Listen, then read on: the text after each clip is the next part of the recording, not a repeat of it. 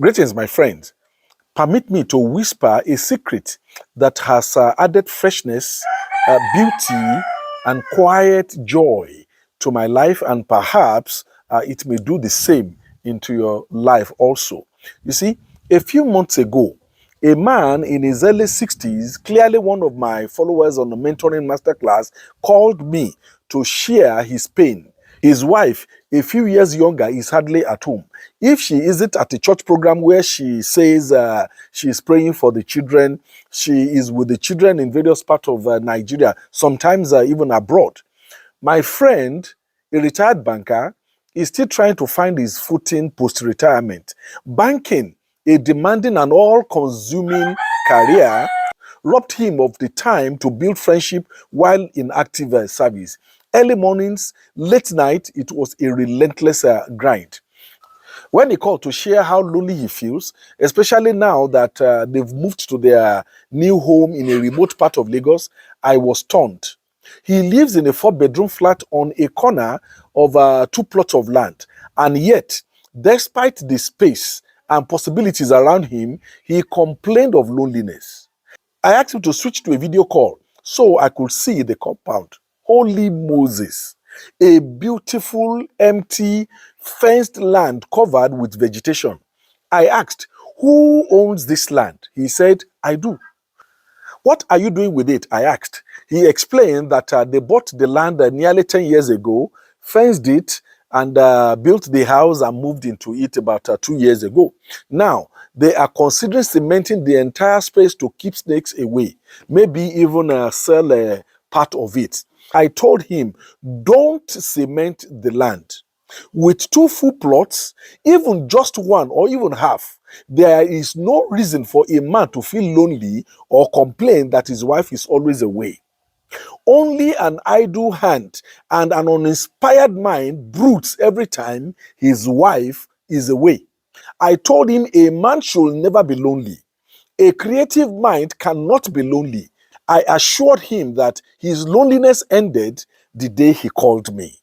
I invited him to visit me one weekend to see how I stay busy.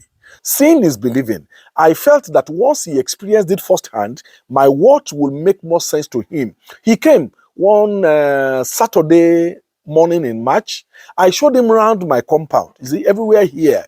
By the time he left, 4 hours later, he was inspired and eager to begin something. That day, it struck me that so many men are in the same situation, feeling lonely when there is so much to do. Listen to me. If God has blessed you with your own home and you still have unused space on the land, thank God you are listening to this mentoring masterclass today. Stop complaining. My wife is never at home. She is away with the kids. She has traveled again. My brother, let your wife move around as she pleases. God gave her the legs. Let her use them. Your job is to rise and stay productive. If you are retired but not tired, there is so much you can do with your life. My dear friends and fathers, let me whisper a secret that has added freshness, beauty, and quiet joy into my life. It might do the same for you as it did for my friend now. Please don't cement every inch of your compound. Leave space, not just for air and aesthetics, but for life. I am talking about a garden. A patch of green earth where you can plant, nurture, and harvest with your own hands. I have one, and oh, it's a slice of heaven for me. In my little garden behind me here and around the building here, I grow maize, cabbage, lettuce, tomatoes, granite, watermelon, mention it, pawpaw, sugarcane, banana, plantain, pepper, cucumber, and the Irish potato. I have over 70 bags of yam and 100 bags dedicated only to tomatoes. I can't remember the last time I bought these things. God gave us good land. Let us use it wisely. Can I shock you, my friend? There is no such thing as planting season here in Nigeria or perhaps in Africa.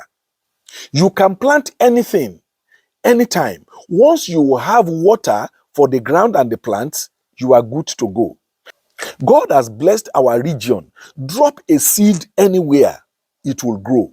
In early March, I think, I went to the market to buy seeds. Some guys tried to talk me out of buying granite, insisting that it could not grow in this part of Lagos. I called my farm hand, Ladi, he's from Katsina State. He said it's a lie.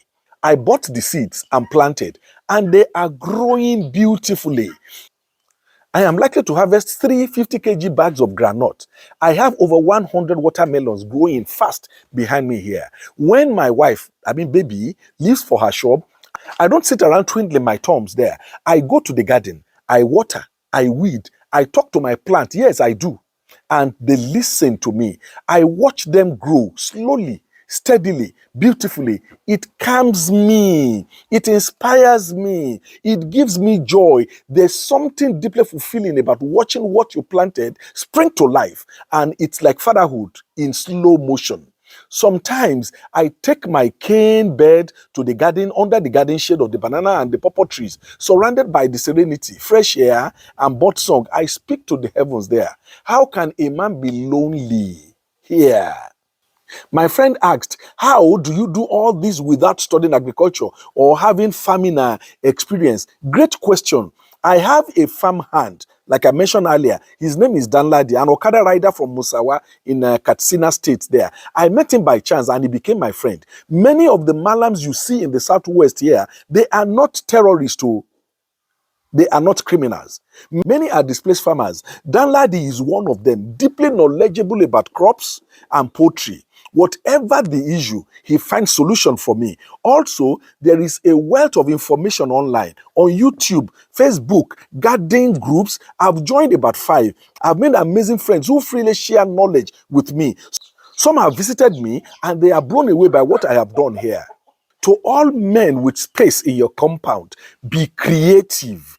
Build a garden. Let your wives go attend Omugo wherever she can. Let her work wherever she can go to. That's often what women do in their older days. If you've already cemented your compound, don't worry. You can still plant in grow bags, line them along the wall, hang them creatively. Nature always finds space for a living heart. With a garden around you, the air you breathe becomes fresher, and some fowls, turkeys, guinea fowl like I did, and your home begins to feel like a peaceful village retreat. At one point, I have about 56 native chickens, 38 guinea fowls, and 18 turkeys. But let me warn you, don't raise guinea fowls in your compound. Honestly, I regret having them. They were so troublesome that I began to sell and cook them. From 38, I have fewer than 4 now. I'll share more about these crazy birds called guinea fowl in my next post. You can buy them, eat them, but don't keep them in your home. I will tell you the reason. My brother, I am not just giving you an advice. I am sharing my joy. Starting this garden has been one of the most rewarding decisions of my life. I believe it could be the same for you. Live green, breathe easy, eat fresh, and when the house falls silent, let the garden speak to you. May God be with you. I am available if you want me to speak with you on how to develop your own garden, especially if you are a retired person. God be with you, my friend. Bye.